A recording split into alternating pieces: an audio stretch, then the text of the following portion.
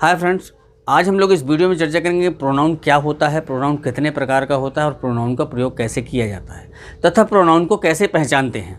Pronoun क्या होता है? इस संज्ञा के स्थान पर प्रयोग किए जाने वाले शब्दों को हम लोग प्रोनाउन कहते हैं। ठीक है, यानी अगर हम नाउन का बार बार प्रयोग करते हैं, किसी नाउन मीन्स नेमिंग वर्ड।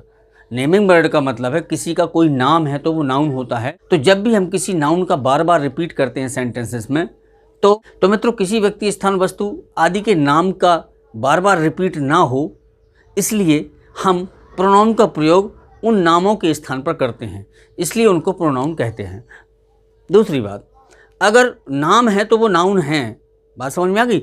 और अगर नाम नहीं है, बिना नाम का कोई वर्ड है, अर्थात जिसका नाम नहीं, वो प्रोनाउन।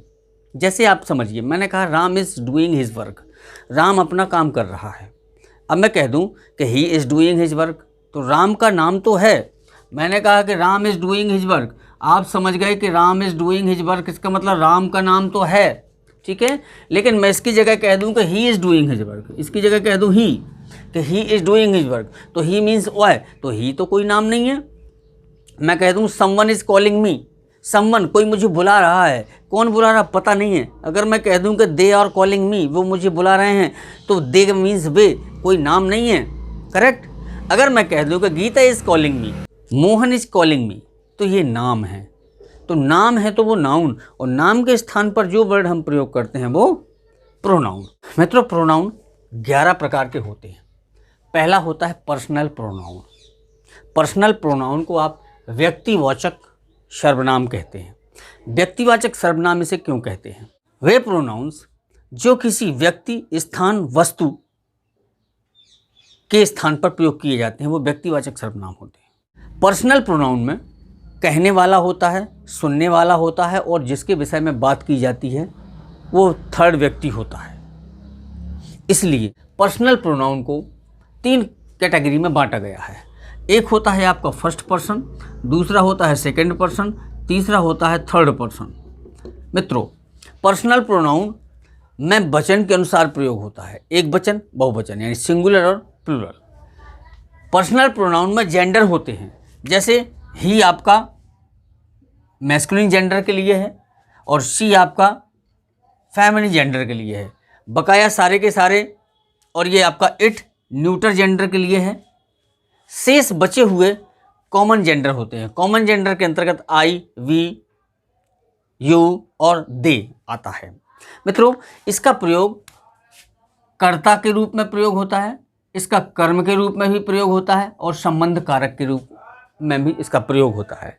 जैसे आई करता है तो आई का कर्म मी होता है और संबंध कारक माई होता है। तो मित्रों, आपकी बात समझ में आई होगी कि पर्सनल प्रोनाउन का प्रयोग, व्यक्तिवाचक सर्वनाम का प्रयोग, जैसे नाउन में केसेस होते हैं पढ़े, जेंडर भी नाउन में पढ़े, जेंडर होते हैं। आपने नंबर भी पढ़े, नंबर का मतलब है सिंगुलर, प्लूरल, यानी तीनों प्रकार से हमने नाउन का प्रयोग किया।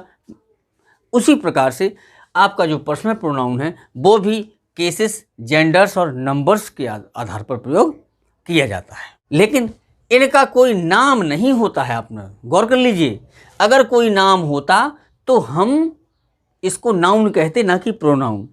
देखिए, मैंने कहा आई मीन्स मैं, आई मैं, नाम नहीं। मैं कहा, कोई समझ नहीं पाएगा नाम क्या है। उनका वी हम, कोई नाम नहीं। यू तुम, है ना। ही वह, कोई नाम नहीं। अर्थात हमने मैं की जगह आई को लगाया, हम की जगह वी लगाया, यू तुम कई लोग हो तो यू लगाया, ही वह लड़का है तो हमने ही लगाया, लड़की है शी तो शी लगाया, दे बहुत से लोग हैं वे तो आपने दे लगाया, कोई वस्तु या जानवर है तो आपने इट लगाया। चलिए दूसरा देखते हैं। दूसरा इंट्रोगेटिव प्रोनाउन, ये प्रश्नवाचक सर्वनाम कहलाता है। मित्रों, इसमें जब आपको किसी से प्रश्न करना होता है तब आप इन इंट्रोगेटिव प्रोनाउंस का इस्तेमाल करते हैं। हु, हुज, होम, विच और वाट। जब हमें if you want to put any question to anybody we use absolutely interrogative pronoun. इन्हीं शब्दों का हम लोग प्रश्न पूछने में करते हैं। जैसे उन्होंने कहा who is coming, what are you doing, आप क्या कर रहे हो। तो इस तरीके से हम लोग क्वेश्चन पूछने में सिंगल सेंटेंस में इनका प्रयोग करते हैं। तीसरा है इंडेफिनिट प्रोनाउन, ये आपका अनिश्चयवाचक सर्वनाम होता है, निश्चित नहीं होता है। मतलब इनका प्रयोग निश्चित वस्तुओं के लिए नहीं किया जाता है, इसलिए इंडेफिनिट प्रोनाउन है, क्योंकि इनका प्रयोग निश्चित वस्तु के लिए नहीं किया जाता है। आल माने सभी, कोई निश्चित नहीं है। फ्यू माने कुछ, कोई निश्चित नहीं कितनी गिनती है। वन एक, मैनी कई, निश्चित नहीं है। समबडी कोई व्यक्ति, एवरीबडी एवरीवन, है ना। अब चेक कर लें जरा ये नाउन है कि प्रोनाउन है। ठीक है, मैंने कहा ऑल आर हैप्पी, सभी खुश हैं। और ये भी पता है आपको कि हमेशा प्रोनाउन जब नॉमिनेटिव कर्ता के रूप में ही प्रयोग होगा तो वर्ब के पहले आएगा। मैंने कहा ऑल आर हैप्पी, सभी खुश हैं, तो ऑल क्या हुआ, इंडेफिनिट प्रोनाउन हुआ। फ्यू विल पास, कुछ पास होंगे। नन हेल्प मी, मेरी किसी ने मदद नहीं की। अगला है रिलेटिव प्रोनाउन। ये रिलेटिव प्रोनाउन है फ्रेंड। रिलेटिव मीन्स संबंधवाचक सर्वनाम है। ये रिलेटिव प्रोनाउन हमेशा दो वाक्यों को जोड़ने का कार्य करता है। जब ये इंट्रोगेटिव वर्ड्स जब भी रिलेटिव प्रोनाउन का कार्य करेंगे तो ये दो सेंटेंसेस को जोड़ेंगे। जब दो सेंटेंसेस को जोड़ेंगे तो ये सबऑर्डिनेट क्लॉज का भी काम करेगा और कोऑर्डिनेट क्लॉज का भी काम करता है। Who, whose, whom, which, that और व्हाट। दूसरी बात, रिलेटिव प्रोनाउन के पहले जो नाउन दिया होता है उसी से ये रिलेट करते हैं, उसी से ये संबंध स्थापित करते हैं, संबंध बताते हैं। यानी जो आपके रिलेटिव प्रोनाउन हैं संबंधवाचक सर्वनाम इसलिए हैं क्योंकि ये संबंध किससे बताएंगे, जो इनके पहले नाउन प्रयोग होगा।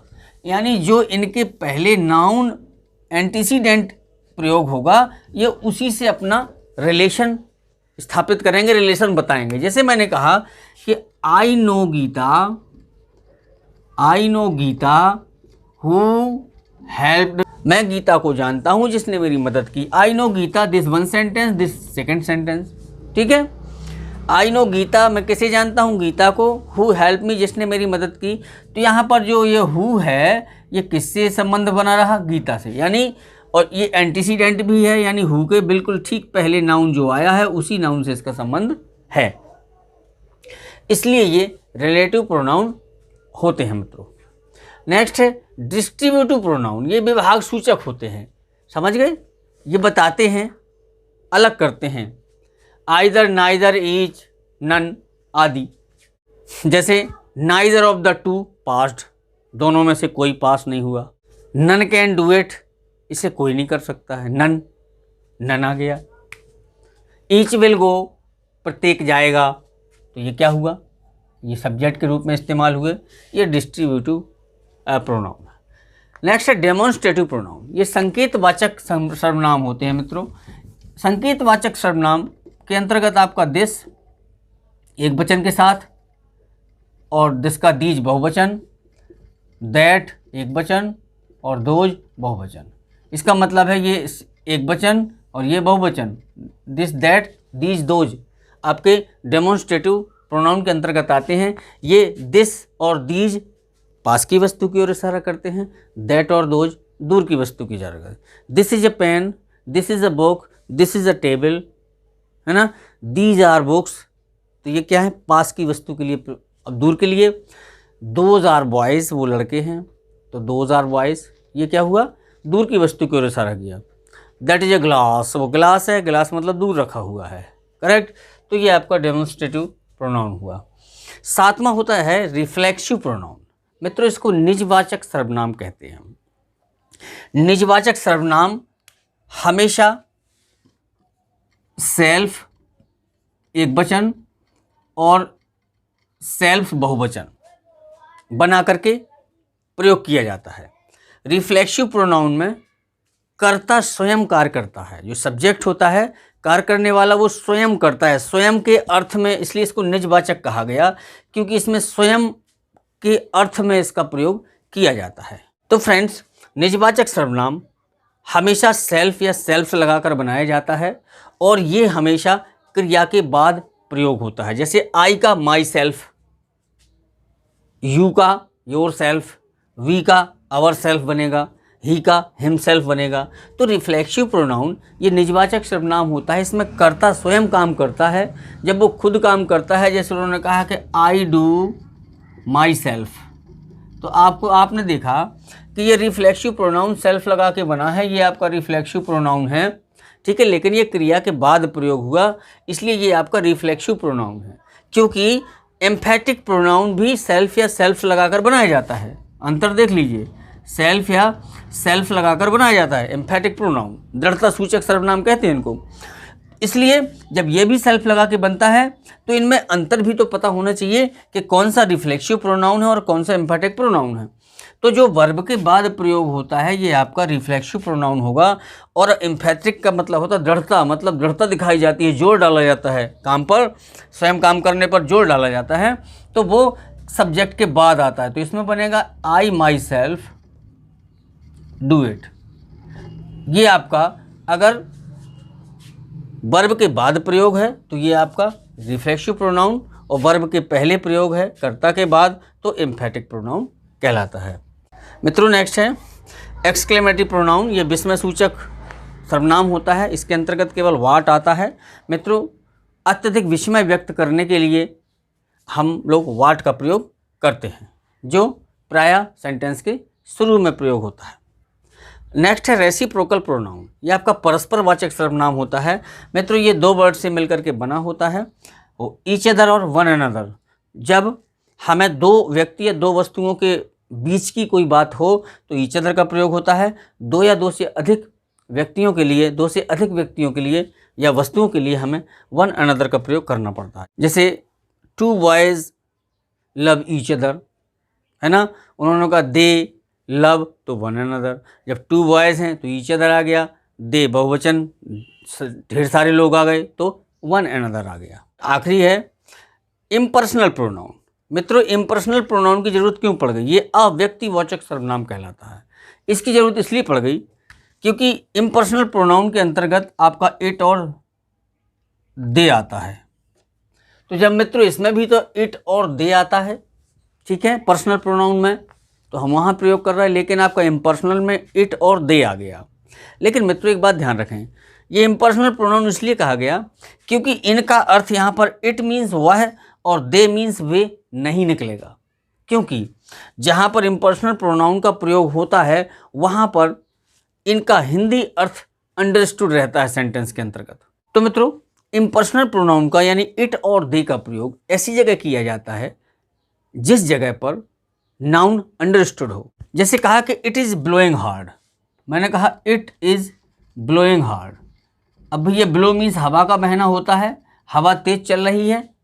अब ये अंडरस्टूड है कि इट किसके लिए है, वस्तु के लिए है कि हवा के लिए है, किसके लिए है। लेकिन हम लोगों ने तो ब्लोइंग से समझ गए कि यहाँ ये जो इट प्रयोग हुआ किसके लिए, एयर के लिए हुआ है, विंड के लिए हुआ है, हवा के लिए हुआ है, इसलिए हम लोगों ने यहाँ इट, तो यहाँ पर ये अंडरस्टूड है नाउन, इसलिए हम लोगों ने इसे इम्पर्सनल प्रोनाउन का नाम दिया है।